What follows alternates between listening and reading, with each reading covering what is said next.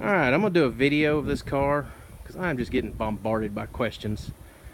I think all of these pretty much are answered by the 200 or so pictures on that photo bucket link, but I get it that people don't have, not everybody's got time to scroll through 200 pics, so I'm going to put together a little video here and show you what all comes with the car. First off, here's the front and back seat.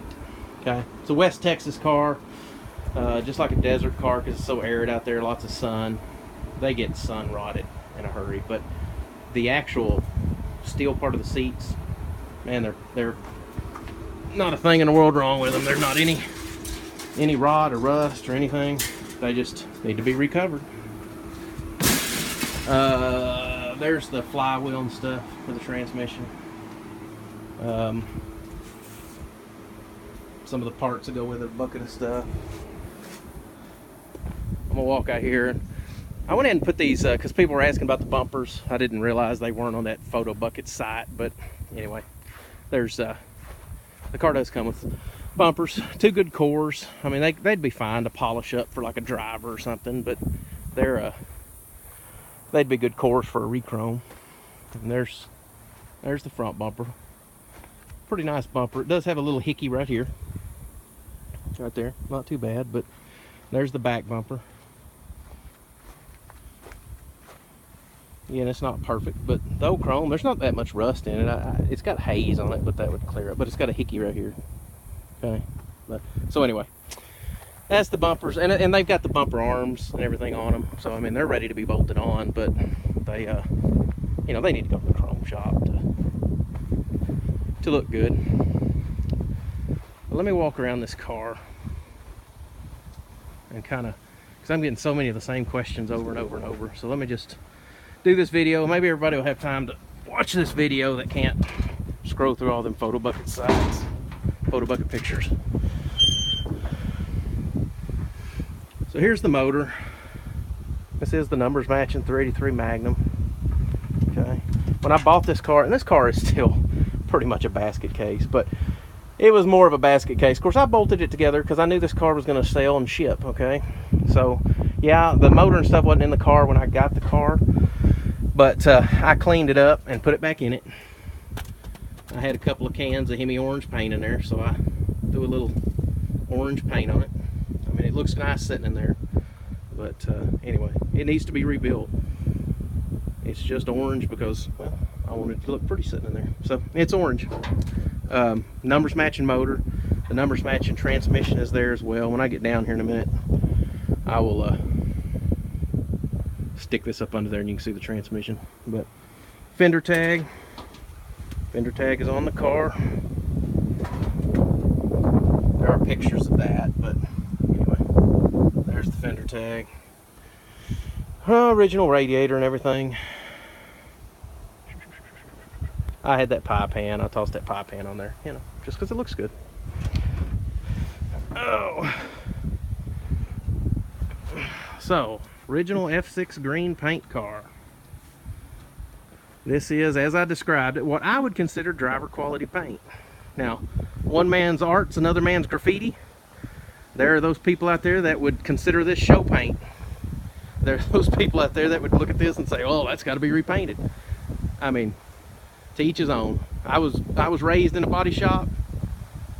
I consider myself pretty knowledgeable on what's good paint and what's not. I mean, this is presentable driver quality paint. I could drive this car, be tickled to death with it. But am I going to enter it in a car show and win best paint, best body work awards? No, you're not going to. I mean, but then again, it takes $20,000-$25,000 paint and body jobs to do that. This car, everything fits nice. Look at the door jambs. The door jambs fit nice. The car presents well. As I stated in the auction, I think this is the weakest part of the paint and body work. Okay. If you'll notice the body line, how sharp it is, till it fades right here at the back. Okay.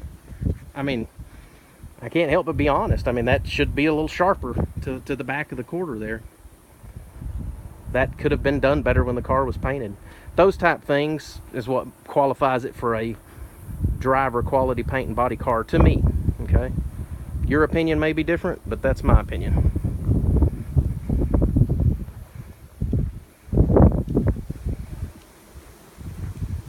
This side right here really doesn't have anything to pick on it. It's good, it's straight. The quarter panel was done well over here. The body line follows the quarter panel well.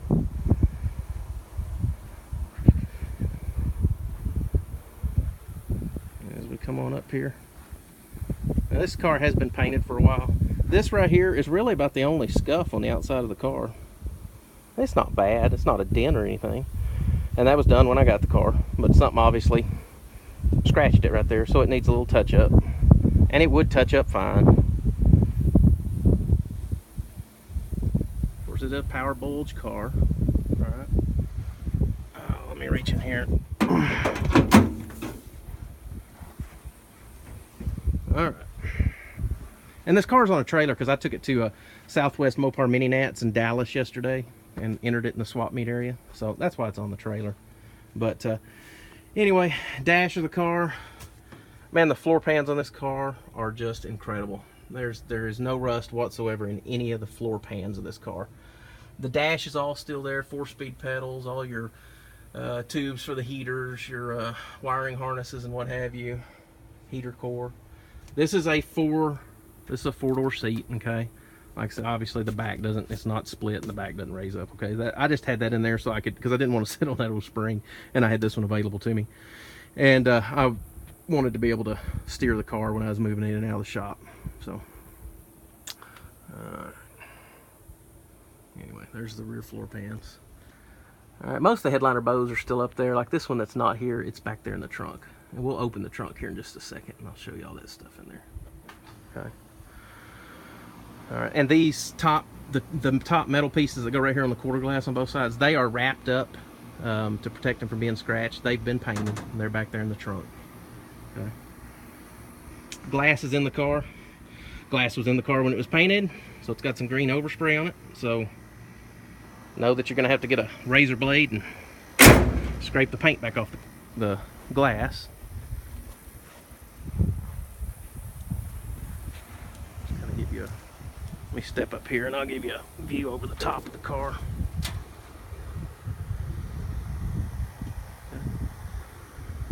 As you say, you know, like I said, all the body line, all the gaps and stuff on the car. And let me here point this out too, because somebody was talking about collision damage on the front. There was no damage that got into any of the structure. One of these fenders on this photo bucket link, you'll see a picture where there's some damage. I mean, that was replaced with an original fender, but it never got into any of this structure. This is absolutely beautiful. Absolutely beautiful. Never been any collision damage. Had somebody asking about the numbers matching on the body. Of course they match. I mean, I wouldn't represent a car improperly. There you go, 244754.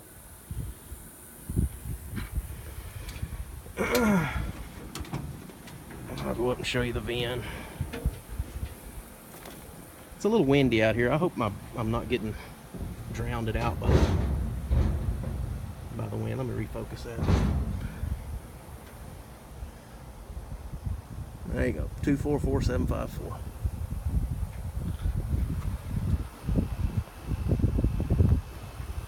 Let me refocus this again.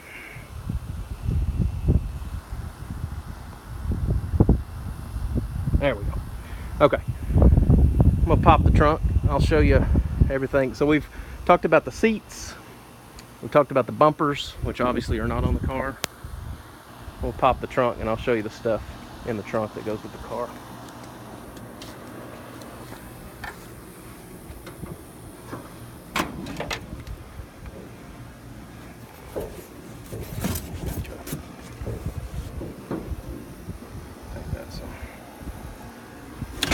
All right, these are the 3 door panels that come with the car. I mean, they're actually really nice and usable for, you know, for a driver. I mean, if you want to do a true show quality restoration, then you're gonna have to buy that stuff's gonna have to be bought, but most everybody would realize that. Well, I'm not gonna unbox all this stuff because there's pictures of this trunk with nothing in it, a bunch of pictures of this trunk with nothing in it at that photo bucket site. But As you can see, this is all the boxes stuff that comes with it. All the dash clustering pieces and stuff, the interior pieces, the all of the stainless trim of there's your grill, the dash piece right there, the rear finish panel, soft stuff. Again, some stainless, window stainless down there. Some of your stuff for the around the windows. In this box right here, okay, in this box is all of the stainless that would get bent out by itself. Your stainless that goes on your gutters and all that stuff's all in here. Okay. Again, I haven't inventoried it piece by piece, but this was a complete car when it was disassembled, so I would never want to represent and say the car is 100% complete because I haven't went piece by piece and inventoried it, but by, you know, it's 99+% complete. You may find something that's missing when you reassemble it, but certainly all the noteworthy stuff's here. Again, interior dash box, all your headlight, everything to assemble the front of the car, plastic pieces. Those are your tail lights wrapped up right there. Anyway, so there's all that stuff. Trunk, gutter. I'll show you this. You can see, like a lot of these cars, it's got so much paint buildup on it you can't read that right there, but you can make out the numbers if you're not gonna be able to in this video. But anyway, all right. The rear window corners on these cars, of course, they're probably the world's worst about rusting out, and you can see there's a little edge of Bondo right there. So when they did the body work, they ran some Bondo over in there, but certainly if there was rust there, it was minimal. Same thing on the other side. So I wouldn't say there was absolutely no rust in there, but it certainly is not rusted out. There might have been some pinholes or something in there, but anyway.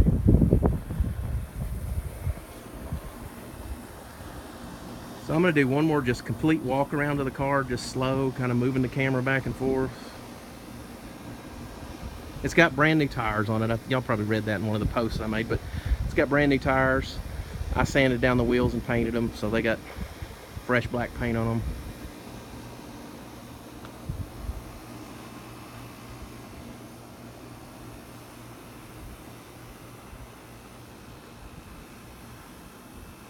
Marker lights. I had a few people ask about marker lights. I mean, you know, the housings are there, but again, this is a West Texas car, so the plastic that was in those was bleached out horribly. So but obviously they repop that stuff, but the housings are there and they're painted, so you know, buy the lenses, the reflectors. Good thing about it being a 69, they were just reflectors. Buy the reflectors, stick them in there, you're good to go. Down this side, I apologize, I'll go back to that corner back there and get a wide angle view. I got so much crap back here. I got this 70 Charger, cool car. It was a Y1 yellow car, really solid car. The floor pans in, oh, this is total sidetrack, but I'll show you. Floor pans in this car, perfect. Worst rust on this car is the trunk and around the back glass. If you're interested in the Charger, PM me. This car I would sell, as well as this car, 70 Charger RT, 444 speed car, so it would have been a 444 speed Dana 60 car. Okay, this one's more of a project than that. No, that was a 318 car, but a Y1 yellow car. This is a like I said, a real deal RT 444 speed car. But anyway, they could both be bought too. This one's got more rust in it. This is going to need the passenger side floor pan, trunk, all the normal Charger rust, quarter panels, trunk floor. Roof skin's real nice on it though. Anyway, seats are in there. Seats. Okay, total sidetrack, but if you're interested in the Charger, PM me. We'll talk about those. All right. As far as the SuperBee goes, that's it. And hopefully, there's the undercarriage of this car. This car was sandblasted before the body and paint work started. The undercarriage of the car is still bare steel. It's still raw. Okay, it's never been primed. It's never been undercoated. There's no hidden rust under there. It's just immaculate. Obviously it's got a little sandy tea stain to it because it's got a little surface rust on it from being bare steel, but there's not even a pinhole in them floor pans. And it's just a really, really solid car.